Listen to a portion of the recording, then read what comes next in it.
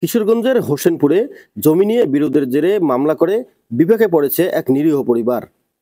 মামলা তুলে না নিলে খুন জখমের হুকুম দিচ্ছে আব্দুল মুতালিব ও রোস্তম আলী সহ কয়েকজন ব্যক্তি। বৃহস্পতিবার বিকেলে নিজ বাড়িতে এক সংবাদ সম্মেলনে এ দাবি জানান মামলার বাদী শামীম মিয়া। হোসেনপুর উপজেলার তারাপাশা গ্রামে এমন ঘটনা ঘটেছে। সংবাদ সম্মেলনে লিখিত বক্তব্যে শামীম মিয়া জানান, একই এলাকার মৃত তৈয়ব আলীর পুত্র আব্দুল মুতালিব ও রোস্তম আলী এবং তার লোকজনের সাথে জমি নিয়ে বিরোধ চলছিল। এ নিয়ে শামীম মিয়া বাদী হয়ে আদালতে মামলা করলে আসামিরা ক্ষিপ্ত হয়ে গত 23 এপ্রিল বিকেলে শামীম মিয়া ও তার স্ত্রীকে মারধর করে আহত করেন। এ সময় আসামিরা শামীম মিয়ার স্ত্রীকে শ্লীলতাহানি করে। শামীম মিয়া ও তার স্ত্রীর আত্মচিৎকারে আশপাশের লোকজন এগিয়ে এসে তাদেরকে উদ্ধার করে।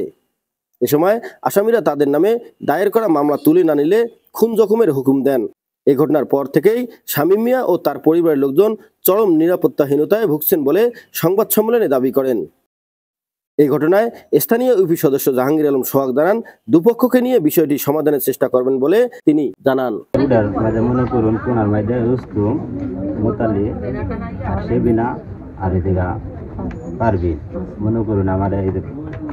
রুস্তম লইছে কুদাল লইছে আমার মারতে, কুদাল লই উগায় গেছে আমার গলা কাটতে ফেলাই দিয়ে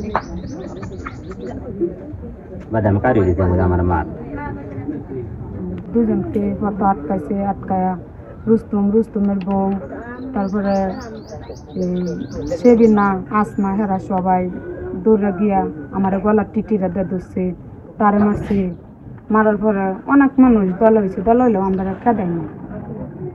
আমরা মার খায়া বাড়িতে আসছি, আসার পরে বলছে যে আমাদের পান খেত ভেঙে ফেলবে, পান নিবে গা, এনতেন অনেক কিছু কইছে। সন্ধ্যা পরে আমরা বাড়ির থেকে বেরোতে পারি না, বাইরে জীবন মরণের হুমকি।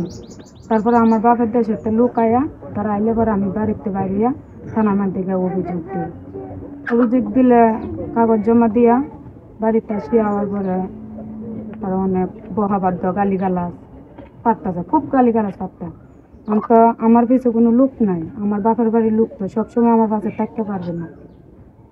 আমার এই জানের বই, যে কোনো সময় হেরা আমাকে মেরে ফেলতে পারে। M A Rahim, news channel 24 news desk.